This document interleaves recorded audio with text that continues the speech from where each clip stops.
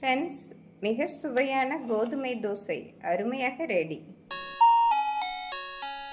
நம் சுவையான கோதுமை தோசை செய்வதற்கு 1 கப் கோதுமை மாவு, 1/4 கப் அரிசி மாவு, 1 ஸ்பூன் ஜீரகம், பொடியாக நறுக்கிய இஞ்சி, பச்சை மிளகாய், சிறிதளவு கறிவேப்பிலை, பொடியாக நறுக்கிய வெங்காயம். வெங்காயம் அதிகமாக சேர்த்தால் தோசை மிக சுவையாக இருக்கும். தேவையான அளவு தூள் உப்பு. நாம் பாத்திரத்தில் முதலில் கோதுமை மாவை சேர்த்து விடலாம். அரிசி மாவை சேர்த்து விடலாம். தேவையான அளவு உப்பு சேர்த்து விடலாம்.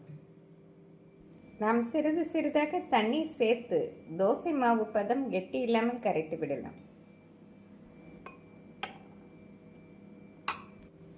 நாம் நன்றாக கரைத்த பின்னர் வெங்காயம், பச்சை மிளகாய் சேர்த்து விடலாம். இந்த அளவு நன்றாக கரைத்த பின் வெங்காயம், பச்சை மிளகாய், இஞ்சி சேர்த்து விடலாம்.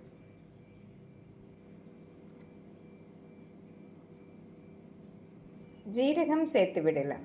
ஜீரகம் சேர்ப்பதால் கோதுமை தோசை நல்ல மணமாக இருக்கும். கறிவேப்பிலை சேர்த்து விடலாம். ஃப்ரெண்ட்ஸ், நன்றாக மிக்ஸ் செய்து தோசை சட்டி நன்றாக காயவும் ஊற்றிவிடலாம்.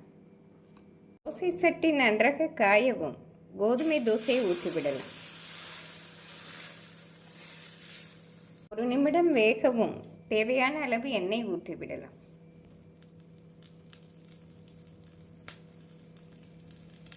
இந்த அளவு வெந்து வரவும் திருப்பி விடலாம். ஃப்ரெண்ட்ஸ், இந்த அளவு நன்றாக வெந்து வரவும் திருப்பி விடலாம். திருப்பி போட்ட பின் இட்லி பொடி தூவி இறக்கி விடலாம். எள்ளு இட்லி பொடி இருந்தால் மிக சுவையாக இருக்கும்.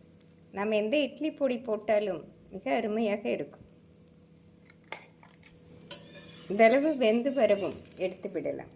ஃப்ரெண்ட்ஸ், மிக சுவையான கோதுமை தோசை அருமையாக ரெடி. வீட்டினில் தோசை மாவு தேர்ந்து விட்டால் 10 நிமிடத்தில் இந்த சுவையான கோதுமை தோசையை செய்து விடலாம். இதற்கு சைட் டிஷ்ஷாக தேங்காய் சட்னி, சாம்பார் வைத்து சாப்பிட்டோம் என்றால் மிக சுவையாக இருக்கும். ஃப்ரெண்ட்ஸ், இந்த சுவையான கோதுமை தோசையை குழந்தைகளுக்கு லஞ்ச் பாக்ஸ் கொடுத்து விட்டாலும் பச்சை மிளகாய் போடுவதற்கு பதில் 1/2 ஸ்பூன் தனி வத்தல் பொடி சேர்த்து தோசை ஊற்றிவிடலாம்.